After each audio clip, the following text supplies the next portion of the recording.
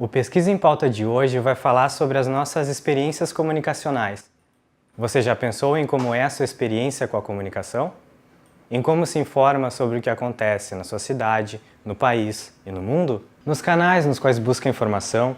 E no poder que a grande mídia pode ter sobre a forma como você conhece e interpreta os fatos? A comunicação numa sociedade tão ampla, urbana, enfim, né, de muita gente, como é a nossa sociedade de massa, né, depende muito da comunicação para ela institucionalmente funcionar. Eu vou atrás de mídias alternativas, mas se a gente for ver a grande mídia, eu acho que a gente acaba sendo manipulado, sim. Levando-se em consideração que 7 famílias nesse país detêm todo o poder da mídia televisionada, jornal, rádio, isenção não existe. As matérias são mais voltadas para o interesse da própria emissora do que interesses do público em geral, né? Eu acompanho quando, por exemplo, um colega meu traz um jornal, ou meus pais compram um jornal e eles oferecem, eu vou ler, mas eu não saio do meu caminho do dia a dia para consumir esse tipo de conteúdo, né?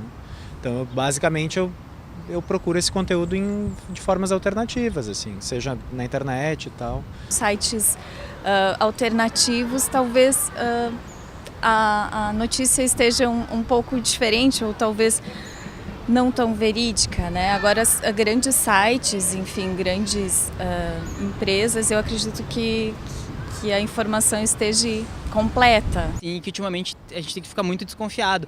Então, tento sempre buscar sei lá, joga no Google que seja, só para buscar, da onde que tá vindo aquele tipo de informação. A rede social é um canal que tu promove o debate e tu denuncia, olha, isso está acontecendo e não está sendo veiculado. E quando tu diz isso, tu faz uma chamada para que as pessoas vão buscar outras mídias, né? Acho que as pessoas estão tendo mais voz, né?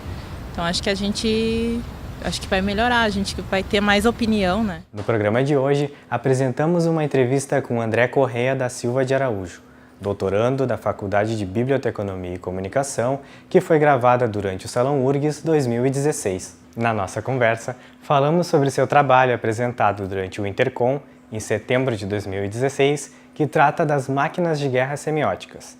Abordamos também o discurso dos grandes veículos midiáticos, a mídia alternativa e o papel do público nessa relação. Confira. Qual o conceito de máquina que tu emprega no teu estudo? Aproveitando a pergunta, todas as máquinas são semióticas? Essa ideia das máquinas de guerra semiótica, que é elaborado por 2 filósofos franceses, o Gilles Deleuze e o Félix Guattari, no seu último livro chamado Mil Platôs, eles abordam um tipo de filosofia que pode ser chamada de uma filosofia maquínica. Isso tem a ver com o fato deles elaborarem um conceito de máquina que basicamente se refere a todas as entidades possíveis. Assim. Não dá para confundir o que eles chamam, e eu me aproprio, de máquina com máquinas técnicas, assim, ou máquinas que a gente trata no dia a dia, como, não sei, um microfone, uma câmera. Na verdade, o que eles se referem por máquina são entidades que produzem coisas. Assim como máquinas do dia a dia, mas eles vão dizer que mesmo um livro, um partido político, uma instituição, seja ela qual for, funciona da mesma forma como máquinas funcionam. Ou seja, tu bota alguma coisa dentro delas, elas fazem um determinado funcionamento e produzem uma determinada outra coisa. I want you so bad. I want you so bad. It's driving me mad, it's driving me mad.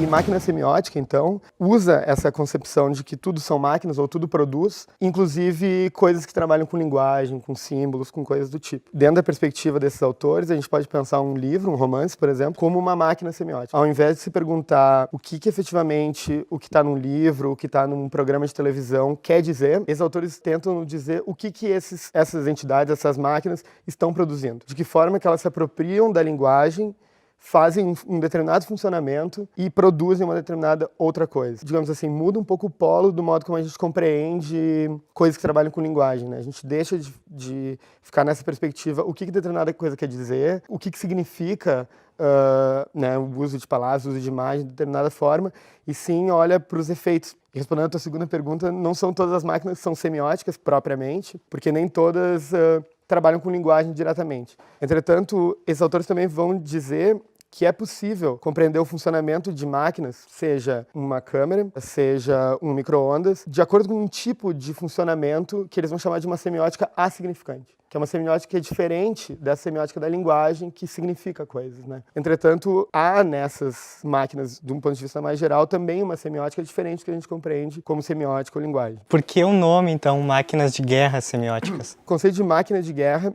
já é um conceito trabalhado por esses autores, quando eles caracterizam um tipo de máquina, que seria uma máquina que se coloca sempre como uma forma de abolir regimes, sejam eles de signos, regimes de linguagem, políticos, a partir de uma espécie de invasão, assim, como grandes impérios ou cidades se articulavam em um determinado espaço e os povos nômades ou povos bárbaros, eles viviam ao redor dessas cidades, né?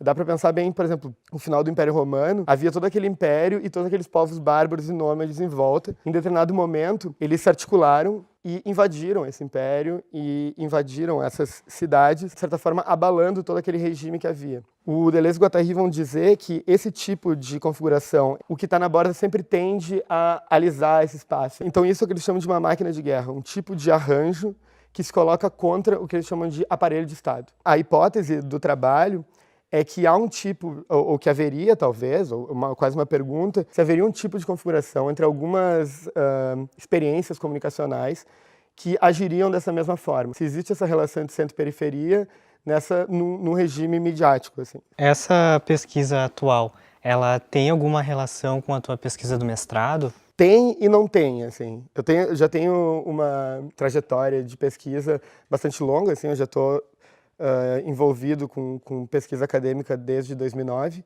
Esses autores que eu citei antes, Deleuze e Guattari, são os autores que eu mais li, assim, são os autores que eu tenho maior proximidade. Então, ao longo de toda a minha trajetória, eu utilizei essa semiótica revisada que eles utilizam, né? Eu trabalhei com a obra do Glauber Rocha por 4 ou 5 anos, dentro da minha pesquisa vinculada a um orientador até hoje, que é o Alexandre Rocha da Silva. A gente pesquisou o Glauber a partir desses autores. No meu TCC, que foi a mesma pesquisa do meu mestrado, né? Eu continuei usando esses autores, mas dei uma guinada de objeto bastante radical, e comecei a pesquisar literatura. Durante essa pesquisa, que foi bem longa, assim, eu tratei os livros e os romances que eu estava pesquisando na época como máquinas, nessa mesma questão de não se perguntar muito o que aqueles autores querem dizer, e sim qual é o tipo de ação semiótica eles estão produzindo. E essa ação semiótica era relacionada ao modo como os meios de comunicação funcionam também. Haveria uma espécie de tradução nesses livros entre a lógica dos meios de comunicação, como televisão, computador,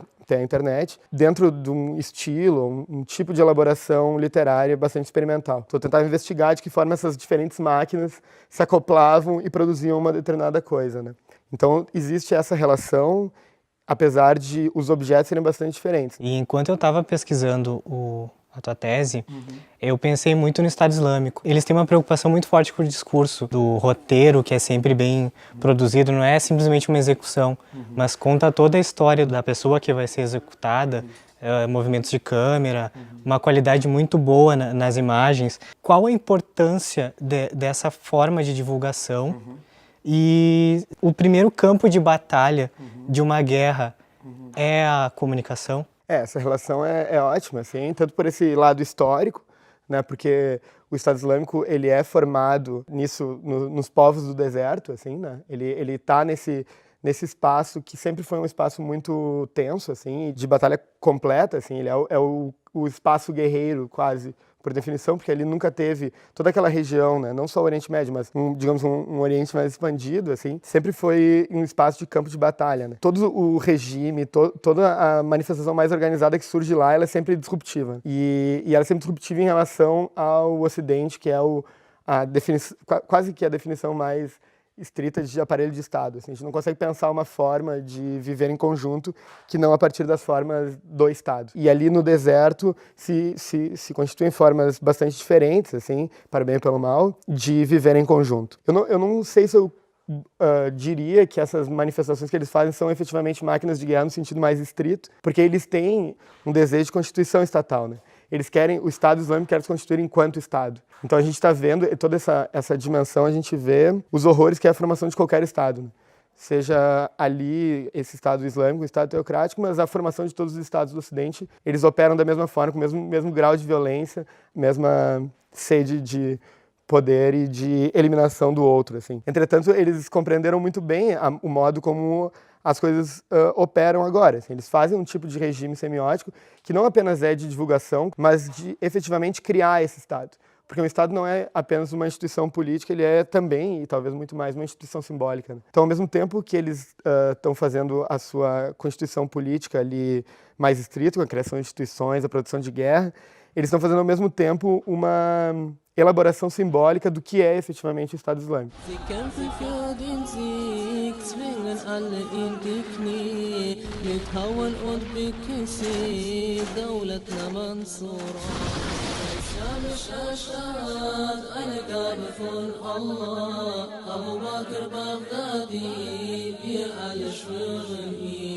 مسلم زيت يزوفايت ناخن يا غنايت بعدت يا بفخاي دولتنا منصورة يتون إيدم حلان بندي بومب أف أشكنالان ويزيست بيت فلان دولتنا منصورة. E ao utilizar todos esses vídeos, esse grande aparato midiático, também atesta para o fato que nós temos dinheiro, nós conseguimos produzir coisas. Tipo, nós não estamos aqui apenas brincando, né? Tem todo um aparato, um sistema midiático forte. Apela a essa tradição que, ao longo da história, foi variando entre organizações mais religiosas, outras mais revolucionárias, e é uma história bastante complicada e agora ela eclode, digamos assim. Eu acho que acontece, esse campo de batalhas, dentro do campo das comunicações, é muito efetivo. E o Estado Islâmico não conseguiria se constituir como um Estado, que está em vias de, se não fosse todo esse aparato que espalha a palavra, digamos assim, para além de suas fronteiras. Né? Ele se constitui muito menos como um Estado delimitado por suas fronteiras e muito mais como quase como se fosse uma ideia mesmo. Assim. Formação do Estado francês moderno, formação do Estado norte-americano moderno, são coisas muito semelhantes a isso. Né? Existe toda uma carga de propaganda, é claro que o conteúdo, digamos assim, é diferente. Havia a ideia nas revoluções burguesas do século XVIII, havia essa ideia de que é preciso se libertar da opressão a partir da liberdade individual, e o discurso do Estado Islâmico é preciso se libertar da opressão ocidental a partir de um retorno às nossas origens de ouro, digamos assim. Can I ask about what you said on the telly? Yes. Did you mean it? Every word. You really think the blowing up Parliament's going to make this country a better place? There's no certainty, only opportunity. Well, I think you can be pretty certain that if anyone does show up, Creed, you'll black bag every one of them. People should not be afraid of their governments. Governments should be afraid of their people. And you're going to make that happen by blowing up a building? The building is a symbol, as is the act of destroying it. Symbols are given power by people. Alone, a symbol is meaningless, but with enough people, blowing up a building can change the world. E aproveitando que a gente está falando em público também, né? O Humberto Eco dizia que a batalha pela sobrevivência do homem na era das comunicações, ela não se daria onde a comunicação origina, mas sim onde ela é recebida. Qual o papel do público nessa batalha e com a ampliação das redes sociais?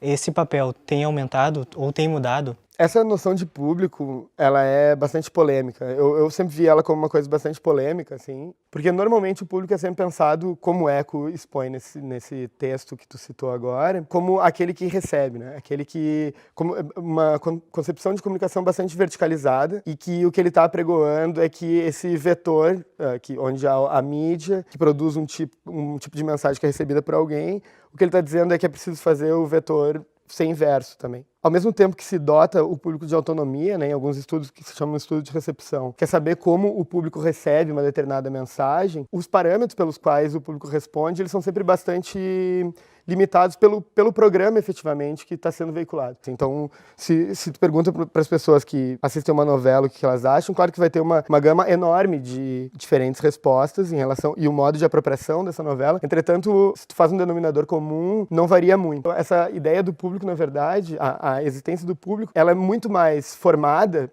pelo que é veiculado efetivamente do que as pessoas concretas ali. A necessidade de dotar uma pessoa concreta o sentido de uma determinada coisa foi uma batalha política importante durante um período de tempo. Entretanto, isso já se mostrou que é bastante paternalista em determinado sentido. Outro tem a tese da manipulação, onde as pessoas são manipuladas por determinadas coisas, né? E a outra tese seria que elas têm autonomia para decidir o que elas querem fazer.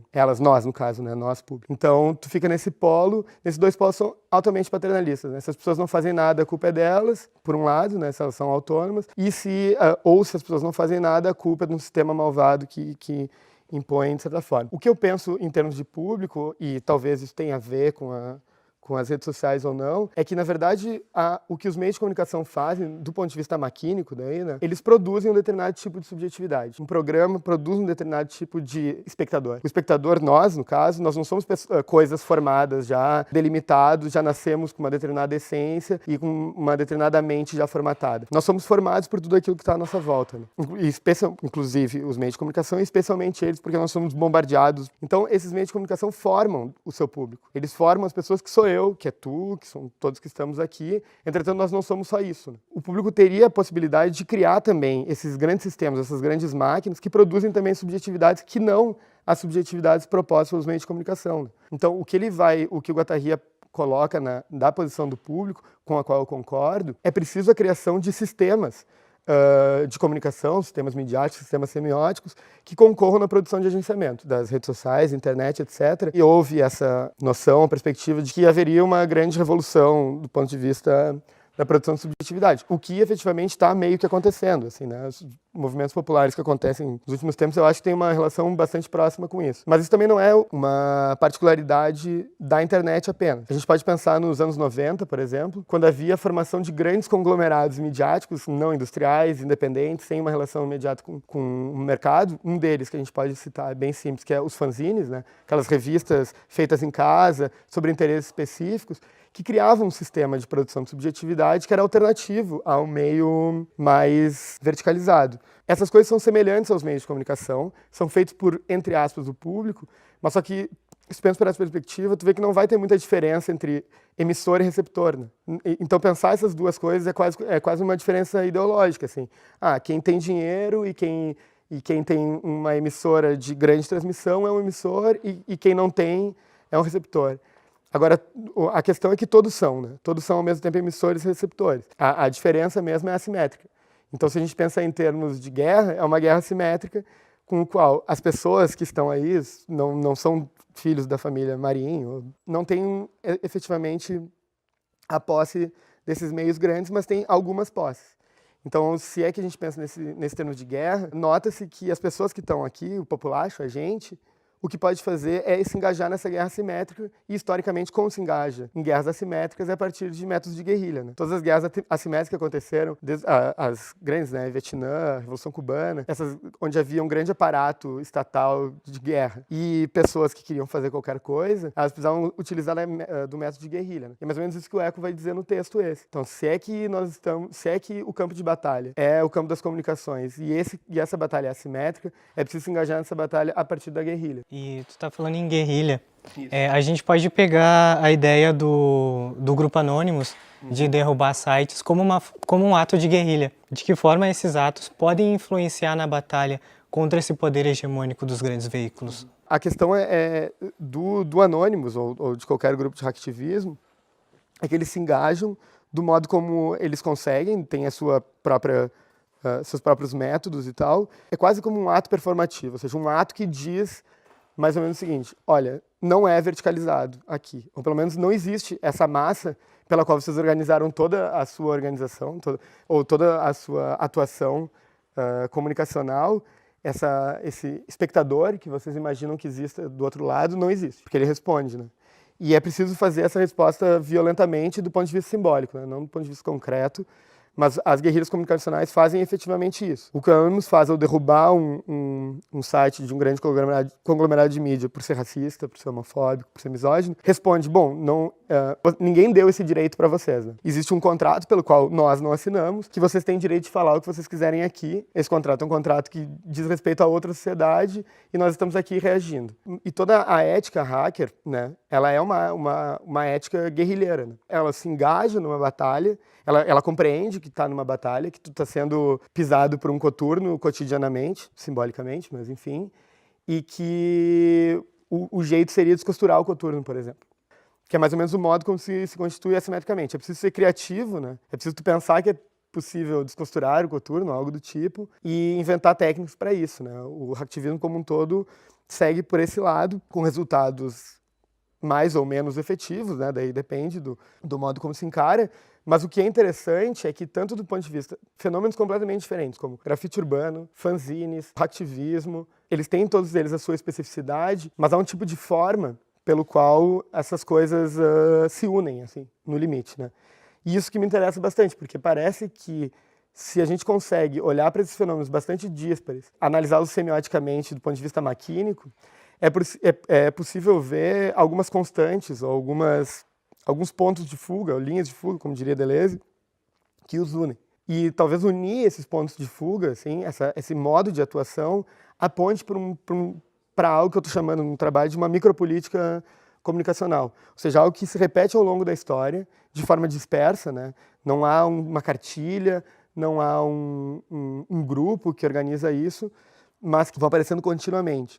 Então, tentar mapear isso é um dos objetivos dessa parte inicial do trabalho, assim, né? Que é essa parte mais especulativa e de pesquisa mesmo, para ver como é que essas práticas se unem de uma determinada forma, produzindo isso que eles chamam de uma produção de subjetividade alternativa. O termo que eles usam é uma produção de subjetividade minoritária, né?